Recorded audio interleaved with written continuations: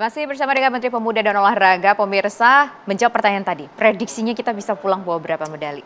Prediksi saya belum bisa jawab. Saya akan jawab setelah selesai Juni kualifikasi. Oke, baik. Kita tahan di situ dulu. Tapi jadi kita bicara yang sudah kita dapatkan ya. All England, kemudian juga peringkat Indonesia di FIFA. Berikut ini pemirsa kita lihat cuplikan informasi ataupun grafiknya. Mungkin bisa diputar? Nah ini, ranking FIFA resmi Indonesia meroket ke posisi 134, salib Malaysia dari sebelumnya 138 ke 134. Bangga banget dong ya pasti kita ya. Pasti Menteri, bangga. ya. Bisa cerita nggak itu gimana ceritanya tuh bisa meroket ke 4 Ya, peringkat? itu yang tadi saya 8. sampaikan ya. Untuk kita menaikkan suatu prestasi olahraga, itu stakeholdersnya banyak. Dan saat ini kita, alhamdulillah saya sangat happy karena olahraga saat ini Ketua Umum PSSI Pak Erick Thohir itu seorang yang sangat passionate dan juga sangat hands on kepada dunia olahraga khususnya bola. Sebelumnya beliau basket dan bisa bagaimana kita lihat sekarang manajerial dan juga terobosan-terobosan program dari timnas kita di bawah kepemimpinan Bapak Erick Thohir ini sangat banyak meningkatkan prestasi. Dan sama halnya tadi saya sampaikan prestasi di badminton di All England kita setelah 30 tahun. Nah, kita lihat ini juga tidak terlepas dari saya lihat bagaimana Pak Fadil Imran selaku ketua Pokja dari persiapan Olimpiade ini turun langsung dan sangat passion bagaimana menyentuh langsung atlet, dan program saat ini di badminton juga sangat komprehensif dari sport science, psikologi, dan merangkul semua stakeholders yang selama ini sudah membangun badminton. Kalau ke depannya, kalau bicara soal ke depan, kalau kita bicara soal target nanti di Olimpik kita belum tahu. Belum berani bilang begitu, kita mau dapat berapa medali tadi belum berani bilang. Tapi kalau misalkan untuk di cabang olahraga sepak bola yang sudah naik peringkat tadi, apakah kita akan terus tetap mengejar untuk lebih meningkat lagi?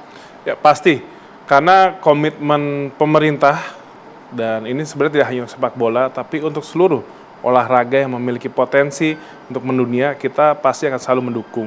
Dan khususnya untuk sepak bola, ini adalah olahraga yang kita bisa bilang unik, karena hampir lebih dari 70% masyarakat Indonesia ini menunggu, menanti, dan mempopulerkan timnas Indonesia kita. Nah, sekarang persiapannya juga sangat lebih dahsyat, dari segi dukungan, fasilitas, dan juga persiapan-persiapan timnas. Jadi kita melihat apa yang dilakukan PSSI saat ini, harusnya kita 5 tahun, 10 tahun ke depan ini akan signifikan naik peringkatnya. Naik peringkat apakah dengan tetap kita mengandalkan para pemain lokal yang kita tahu juga mereka punya potensi, atau kita juga tetap akan melakukan katakanlah seperti naturalisasi? Ya, jadi ini di seluruh cabang olahraga, ini pasti ada yang namanya strategi jangka pendek, jangka menengah, dan jangka panjang. Nah, semua strategi ini akan berjalan secara simultan, secara bersama. Jadi, yang tadi kita mencari pemain diaspora, saat ini naturalisasi kita ketatkan harus first degree. Tidak ada lagi sekarang naturalisasi yang 100% asing, tiba-tiba jadi WNI. Kami tidak mau, jadi benar-benar harus yang memiliki darah half blood dari Indonesia. Dan itu juga masuk di kategori jangka pendek dan menengah. Jangka panjangnya ya pastinya talent scouting dan program grassroots di segala cabang olahraga itu dilakukan. Nah, terakhir beberapa hari yang lalu kita juga mendengar ada soal polemik jersey Indonesia. Tanggapan Pak Menteri gimana? Ya, tanggapan saya pasti ini tadi saya sampaikan 70% lebih masyarakat kita mengidolakan dan selalu menanti perkembangan timnas. Dan terkait jersey, ya mungkin hampir 5 tahun ini sudah nyaman dengan brand yang selama ini ada. Sekarang kan brand baru, ya biasalah pro dan kontra. Tapi saya yakin ini yang saya bisa sampaikan dampak domino dari sport industry. Dan saya senang ini brand Erigo, ya brand lokal ini masuk ke sportswear, ya nantinya pasti bisa seperti sebelumnya brand Mills yang setelah 5 tahun mensupport timnas menjadi sportswear yang bisa kita bilang kebanggaan Indonesia. Dan saya yakin dengan brand Erigo ini dengan merambah ke sportswear, yaitu mensupport baju timnas bola kita. Nah, nanti setelah ada evaluasi atau perbaikan, ya wajar lah untuk versi 1 misalnya ada catatan. Nah, kita lihat ke depan, ini saya harap bisa jadi brand sportswear yang andalan Indonesia juga.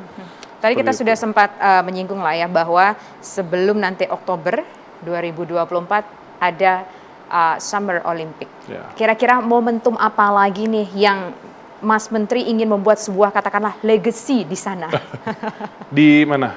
Di prestasi sepak bola atau mungkin di prestasi badminton atau di seluruh cabang olahraga apapun. Ya, pastinya kita tidak boleh melupakan setelah Olimpik dan Paralimpiade Juli September, Indonesia akan menyelenggarakan Pekan Olahraga Nasional PON.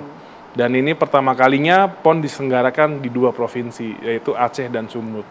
Jadi pastinya ini momentum bagaimana para atlet seluruh daerah ini unjuk gigi prestasi yang nantinya akan menjadi bibit timnas cabang olahraga menuju Olimpiade. Kita tahu lah Pak Menteri ini kan orang yang menggemari olahraga basket ya sebelumnya ya. Dan sampai sekarang juga mungkin beberapa kali masih sempat lah ya di waktu sela-sela masih main basket gitu ya. Tapi kenapa nih olahraga basket tampaknya tidak bisa sebersinar mungkin di Indonesia, sebersinar olahraga badminton atau mungkin juga sepak bola yang kita naik peringkat di FIFA? Ya, mungkin dari segi basic olahraga itu sendiri ya, menurut saya, di mana ketika kita berbicara olahraga basket, itu yang namanya fisik, ketinggian itu merupakan salah satu variabel paling kuat. Dan bagaimana kita lihat ketika SEA Games kemarin, Kamboja melakukan naturalisasi hampir 7 pemain dari Afrika dan Amerika kalau tidak salah. Jadi itu orang yang udah 2 meter ke atas. Nah, kita memang agak sulit untuk mencari talent-talent basket nasional yang memiliki fisik yang bisa seimbang dengan pemain-pemain basket di Eropa dan Amerika. Makanya kalau untuk basket tantangannya adalah pertama fisik postur tubuh itu, kalau menurut saya. Oke, postur tubuhnya harus Kan nggak mungkin tinggi-tinggi. kita naturalisasi 10 orang dari Amerika, Eropa, atau Afrika. Apalagi tadi Mas Menteri juga bilang kalau bisa ada half blood Indonesianya begitu ya. Tapi ya saya lihat basket di Indonesia terus maju dan banyak sekali sekarang seperti ada Derek Michael, itu asli Indonesia, tapi diaspora half blood dan sekarang bermain di Amerika. Dan ini kita ya semoga bisa menumbuhkan atlet seperti ini yang banyak. Oke, 1 tahun menjadi Menteri Pemuda dan Olahraga tanggal 4 kemarin, hari Kamis April 2024, 1 tahun menjadi Menteri Pemuda dan Olahraga. Prestasi yang ditorehkan di dunia olahraga luar biasa, gemilang bersinar. Tetapi Mas Menteri, mohon maaf, tampaknya kurang beruntung tidak melenggang maju ke Senayan di di Pileg kemarin. Bagaimana tanggapan Anda? Nanti kita akan bahas bagaimana seseorang yang sukses begitu ya di dunia olahraga, terkenal juga sosok seorang Menteri Pemuda dan Olahraga di usia termuda, begitu Menteri paling muda begitu di tanah air ini, tapi ternyata gagal pemirsa masuk ke Senayan. Nanti kita akan bahas sesaat lagi, tetaplah bersama kami.